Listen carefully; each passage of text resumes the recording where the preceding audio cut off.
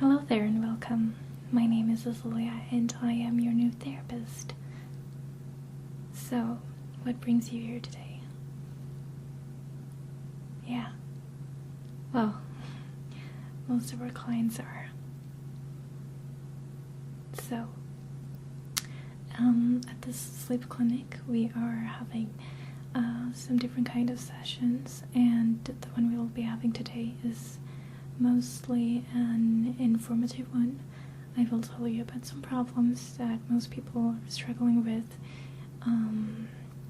when they have problems falling asleep, and we will also talk about you and your problem and for how long time you've been struggling, and if you like this session and if you like the way we're working, we can put up a schedule for you to come back. How does that sound? Good. So, would you like a cup of tea or coffee before we start? Tea. Good. Okay. Well, then I have this blueberry tea. It is decaf, and it's a Swedish brand called the Freaks. It's also rooibos, and it is a tea that I recommend to people that has problem with falling asleep. I prefer all kinds of decaf for people with insomnia. I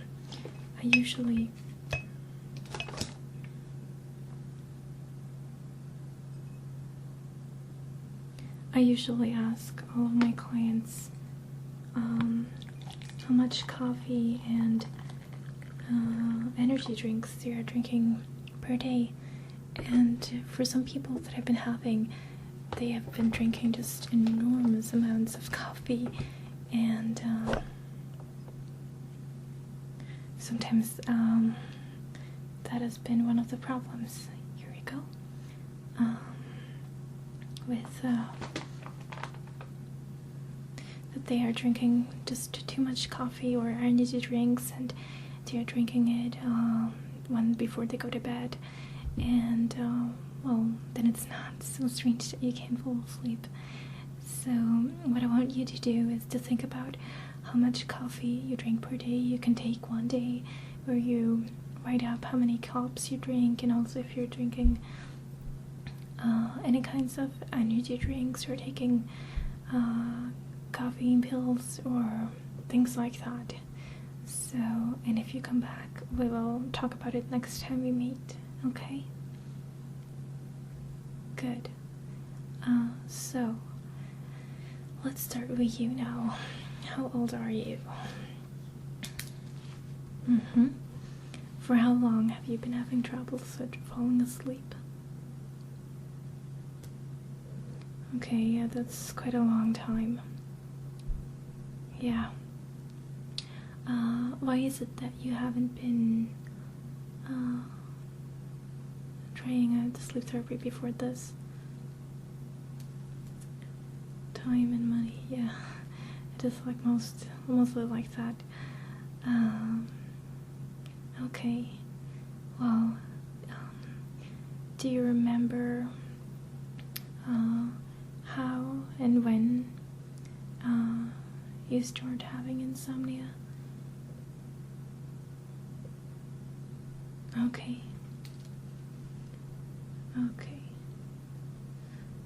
Yeah.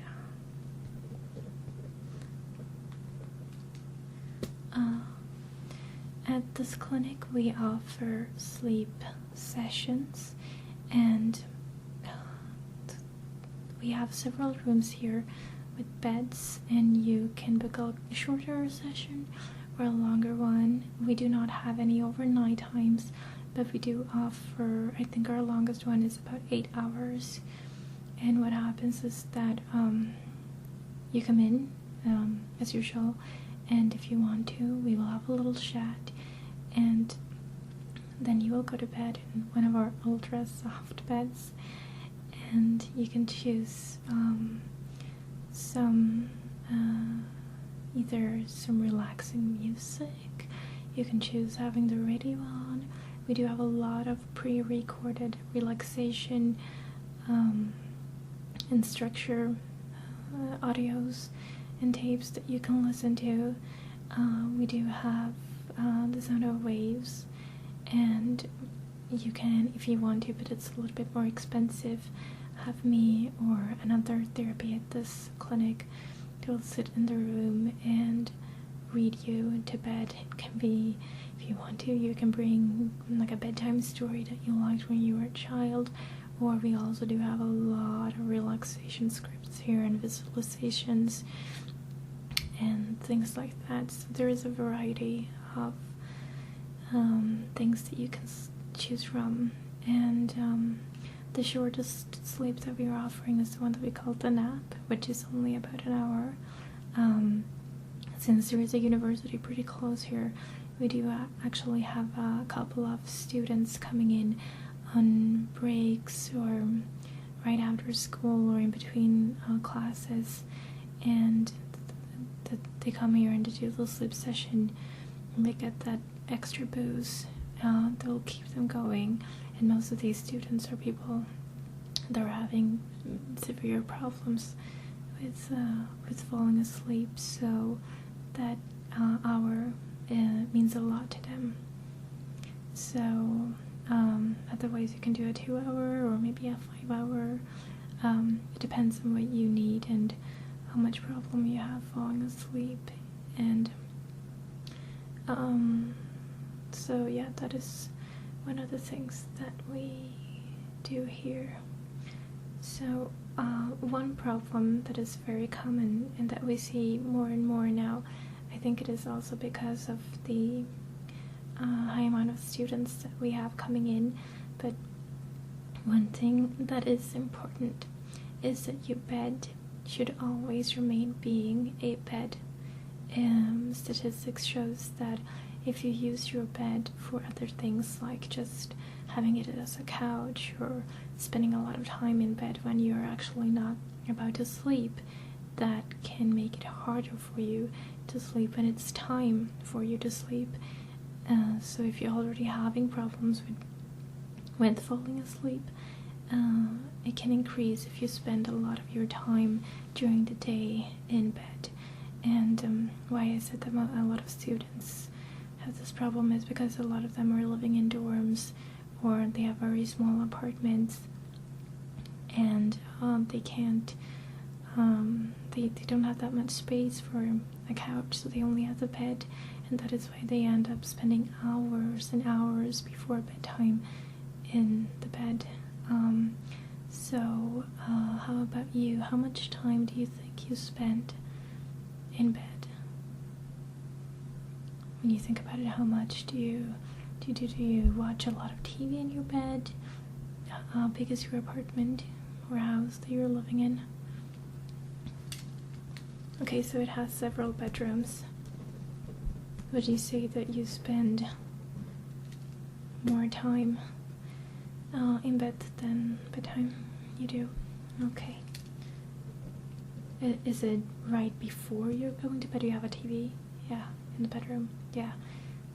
Or is it midday or right before bedtime? Okay, before bedtime, yeah. So one thing that you can try is to stop doing that. If you want to watch TV, and if you have another TV, watch TV in the living room instead, or in the kitchen, or wherever you have your TV, and try for 1 or 2 weeks to only use the bed as an actual bed for sleeping. Okay? Another thing that is important is that when you feel that you can't sleep, don't stay in the bed. Go up, do something. Don't eat, because then you'll get more energy, but go up and listen to the radio, sit a little by the computer, call a friend if it's not too late, and do other things. This is also one of the importance of the bed is for sleeping. Spending time in bed when not sleeping is not good. One thing that we see also is that people, if they don't fall asleep immediately, they get a lot of anxiety that builds up, and that will also prevent you from falling asleep. Say, for example, that you know that you have to go up in 5 hours, and that is stressing you, and that stress builds up to anxiety, and that will also, like I said, prevent you from falling asleep. So it's actually better to go up and do something, and hopefully your body will feel that it's tired. And if you maybe sit on your couch reading a book, and when you feel that you're almost about to fall asleep, go back to the bed. And even if you end up falling asleep on the couch, that is better. So that is also another tip that I can give you. Okay, well, yeah, let's try that. So another things that lack of sleep will cause you in life, as you probably know, is headaches. Your memory will be worse than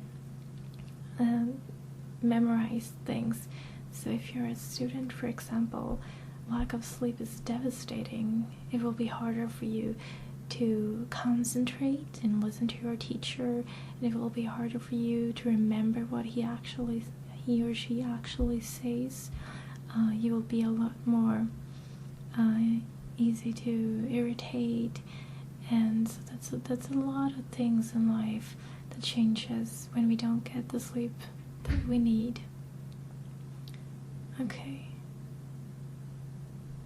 Yeah, so how many hours do you sleep per day? Per night? Okay. It differs? Okay, it differs. What about your weekends? How are they? How are your sleep routine during the weekends? Because for most people that they differs, and that can also be a problem for someone who has problems with insomnia. Yeah, because say for example that you're having problem to fall asleep. It's a Saturday evening after you've been out, for example, and you are lying awake for 2 hours, and then you fall asleep exhausted, and then you sleep for, let's say, 10 hours or 9 hours or something like that, and you wake up around 11 o'clock, and because you don't have anything to do on Sunday, and then on Sunday you will go to bed, let's say 9 o'clock, because you're getting up to school or work, and then you have only been up for maybe 10 hours, and the body and mind is usually not super tired after 10 hours of awakeness. Usually most people are awake for a lot longer than that, so and then you go to bed and you lie awake for 3 hours or something like that, and then you go up 6, or maybe you lay awake even longer, and you're dead tired, and then your whole week is off schedule. So it is important that we're realizing that even if we can sleep for longer during weekends, it's not necessarily good. It can be good to set an alarm, if you are, let's say again that you are falling asleep around 2 o'clock, set an alarm after 5 or 6 hours or something, so that you go up around 8. And if you go up around 8, well, then you'll probably be tired enough when it's time for you to go to bed. So that is another tip that I can give you. Yeah.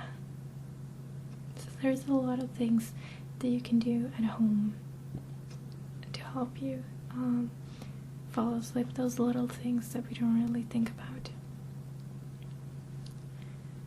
And again, try to drink as much decaf as possible.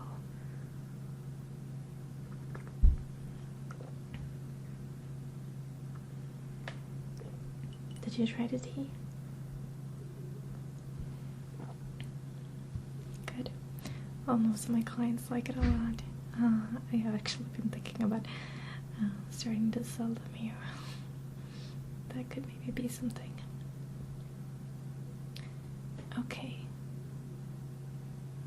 So, when do you feel that you have most problems with falling asleep?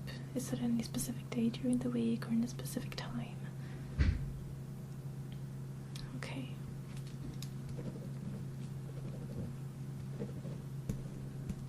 How does it make you feel? Do you get stressed and anxious when you can't fall asleep? Sometimes not. Okay. What do you do on your free time?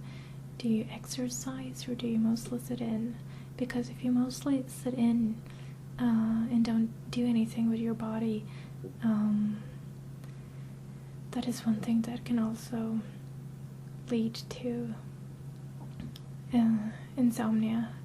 For people that are having problems, we recommend exercise. It doesn't have to be very hard exercising, and it doesn't have to be very complicated, but do something. Go out for a walk sometime before it's bedtime, or go out run or something like that, because then when your body is also exhausted, you will hopefully fall asleep, no matter if you're stressed or have anxiety.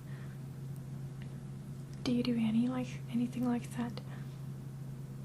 Go for walks sometimes?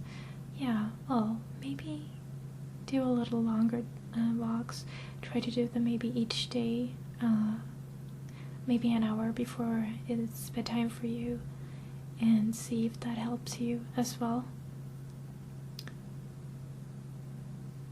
We do not subscribe sleeping pills here, and we are pretty much against sleeping pills. We think that it's better to try to solve the problem from the bottom instead of just giving pills. I know some people. I had one girl, for example, as a client. She went here for, I don't know, 15, 18 months, something like that, and nothing we tried helped. So what she ended up doing was going to a psychologist and combining that with sleeping pills, because she had so much problems in her life that she needed to deal with, because every time she went to bed, that was the only thing that she could think about. So it was one thing when she was up and awake and around other people. She didn't have to think so much about her childhood and the problems she had. But when she got to bed, it was like bam, all the problems hit her, and nothing she did could keep out the memories and the thoughts that she had. So she definitely had to get some real therapy and combine that with sleeping pills for a while. But she was here not long ago to tell me that she was finally able now to sleep without pills, and felt so much better, and still thought that the time she had here was useful. So it can be like that as well, and we do not really need to go into any of your personal background today, but we will need to cover them later, and you'll need to tell me about your background and sleeping habits and things like that, to see if there is anything from your past that pops up that is preventing you and disturbing you from sleeping. Okay? Yeah. So do you have any questions? You can ask me pretty much anything about sleep.